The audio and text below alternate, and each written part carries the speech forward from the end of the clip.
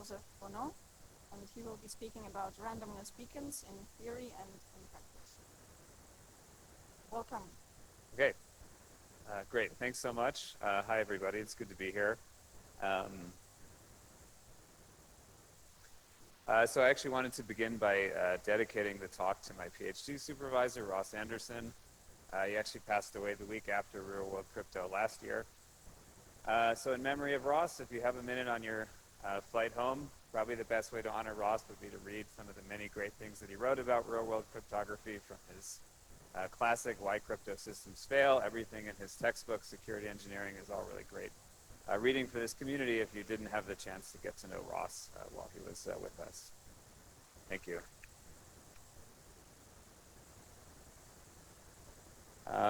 Okay, so in memory of Ross, the show goes on. So I'm going to talk about randomness beacons. This is going to be kind of an overview talk. So what is a randomness beacon? The abstraction at a high level would be some service that publishes randomness that everybody can see. There's consensus on the values. Hopefully it publishes a lot of good randomness.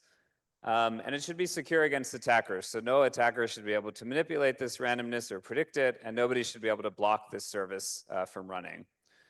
If we had that, the first thing you'd think of is that we could have cryptographically verifiable lotteries. So that's a great use case. And it's not just lotteries like this that you buy a ticket for. There's a lot of other resources that are given out randomly that are important. Everything from immigration visas to permits to hunt a moose in Vermont. So all of these could be powered by a randomness beacon, as well as a lot of cryptographic applications that we don't really think of as lotteries. Everything from randomized audits, picking parameters for crypto protocols. You can use them to generate challenges for a proof system. So there's a big variety of applications. And the point I'll stress is that ideally we could just have one randomness beacon even for the whole world, and you could drive all of these applications off of one service. So everybody in the world, for all their different purposes, could use a common source of public randomness. So the state of the art for solving this problem has barely changed for a really long time. That stone device on the left is a claritarion from ancient Greece that was used to randomly select citizens to serve in the Athenian Senate. And it kind of worked by disks randomly bouncing into a hole. Not that different from how we actually generate randomness for high stakes lotteries today.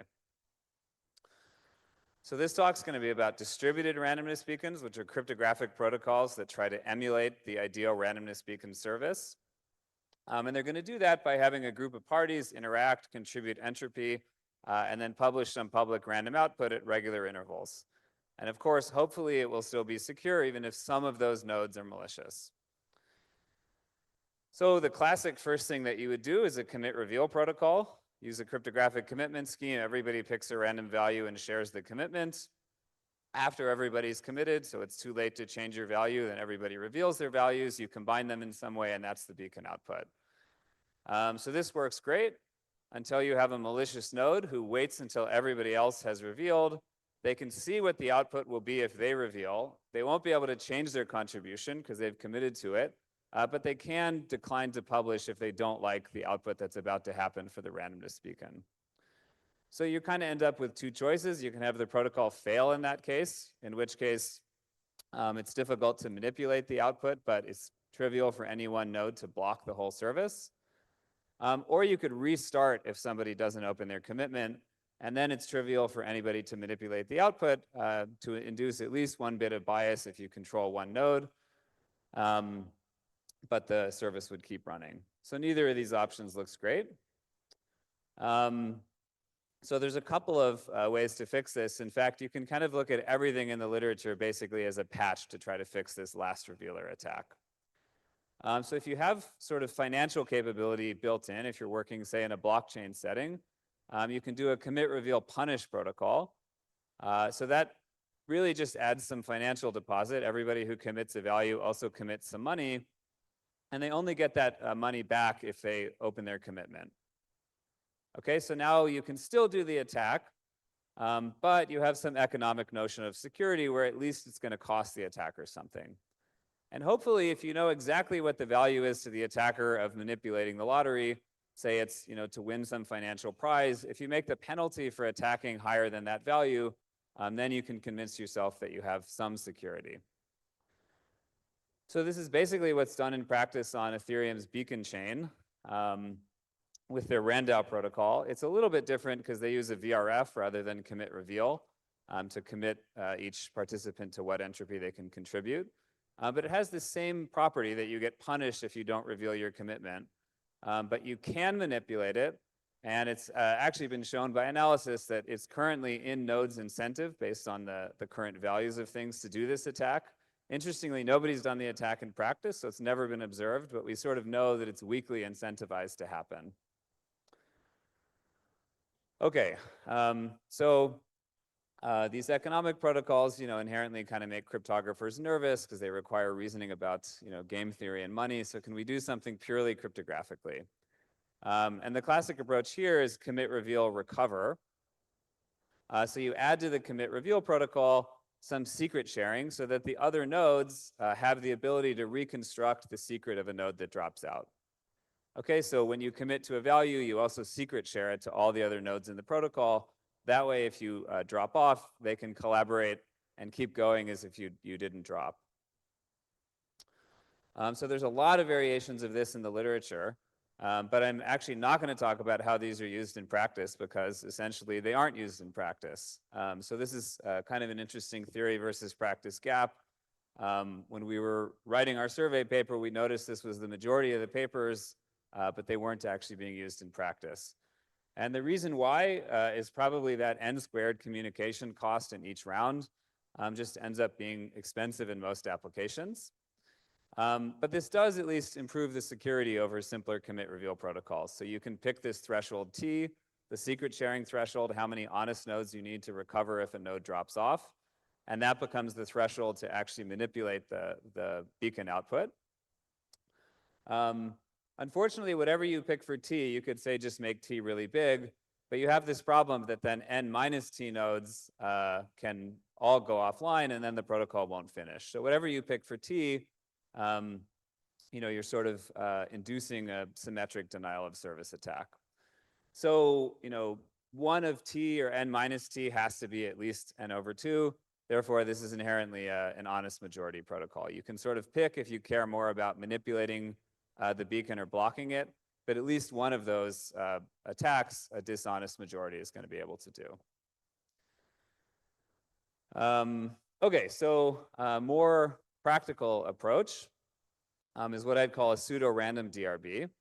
And the reason it's pseudo-random is that all the randomness is actually shared in an initial setup phase, which is really just a distributed key generation. So the nodes are going to talk to each other, generate a shared public key. And this setup phase might be expensive, but hopefully it's only done once. And then you have a lot of very efficient rounds where you just compute a verifiable random function on some round input.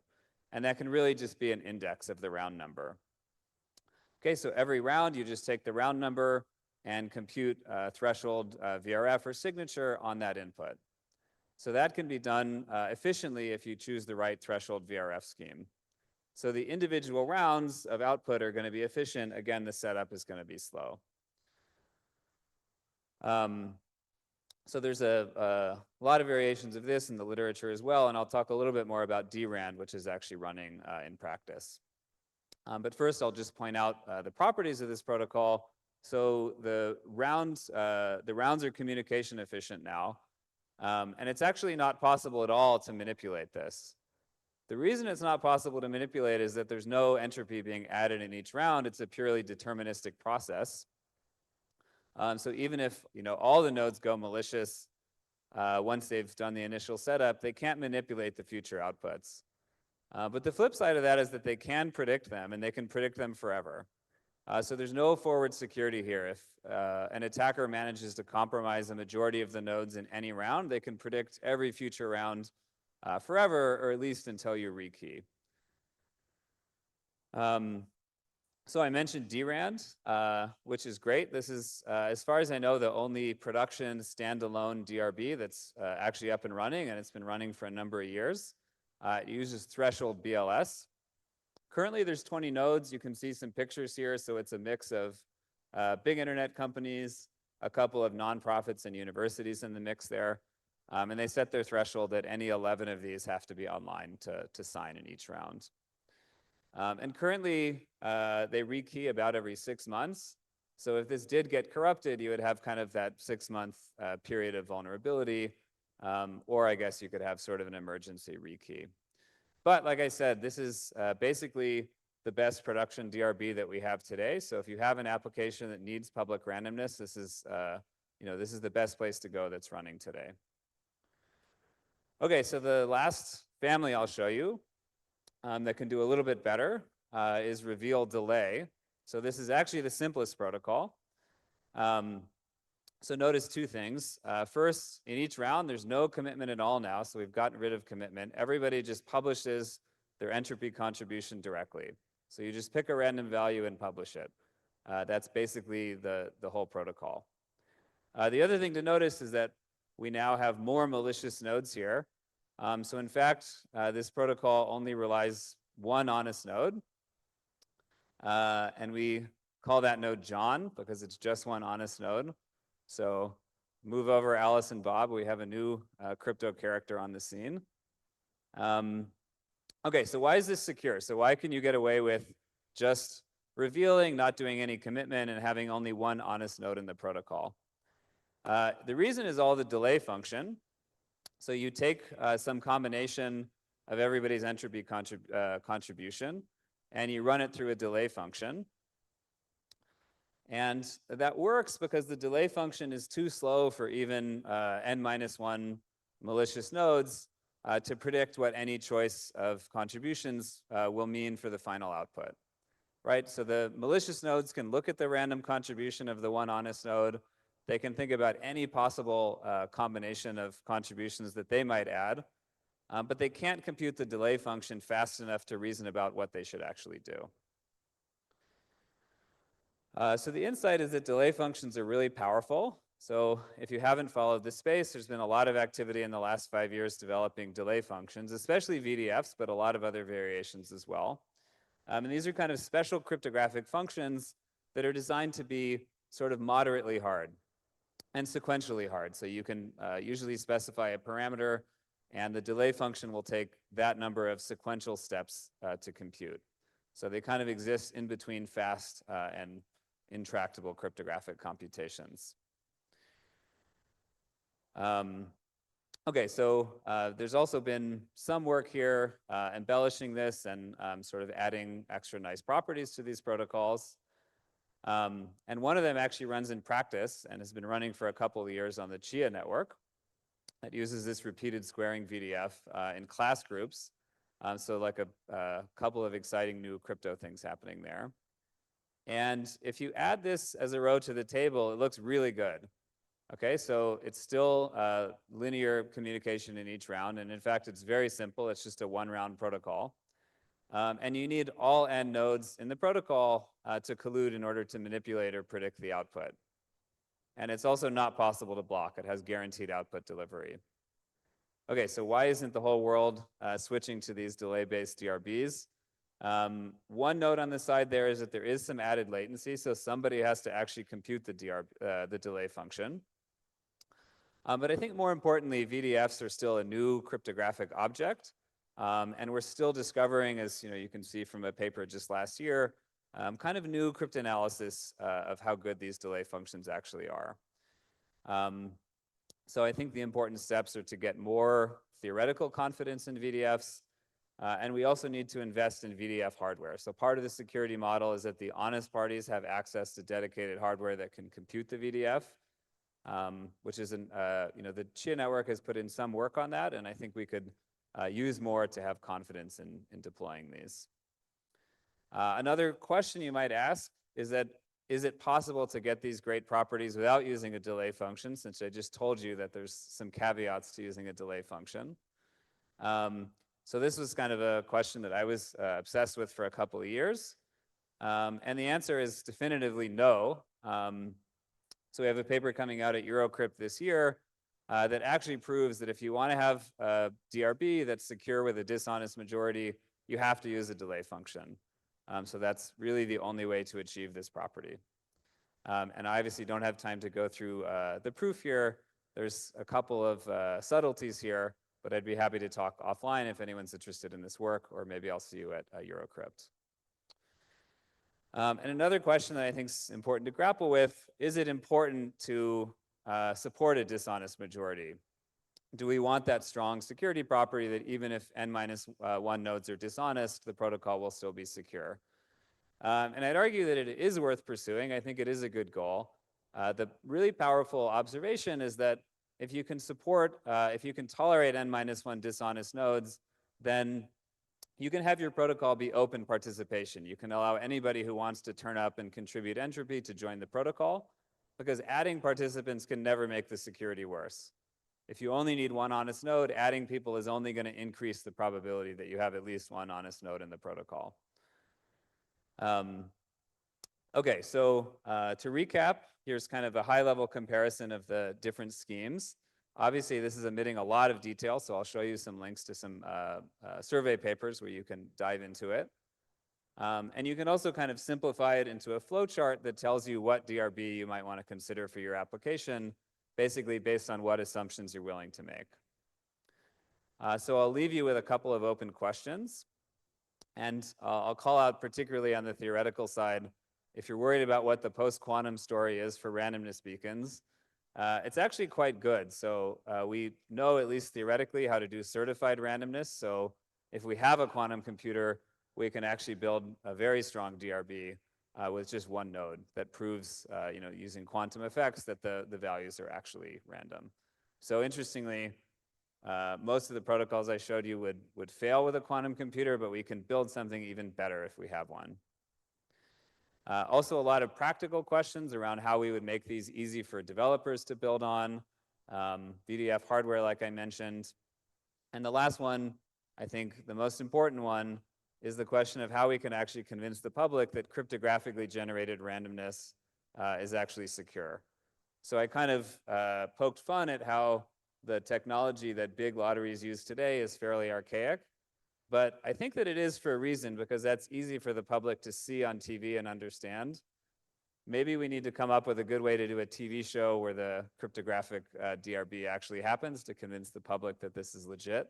I don't know. It's an important challenge for the community, I think, to convince the public that this is a good way to solve this problem. Okay, so I'm happy to take questions, and I'll point out there were 3 SOK papers written almost at the same time on this topic, so it was a hot topic.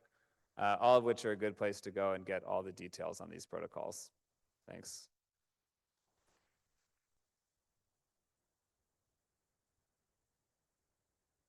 Yeah. Hello, thanks a lot for the call out to the League of Entropy. Really appreciate that. I have a question for you. So you said VDFs are the best way to get something better than what we have right now with DRAN and the League of Entropy.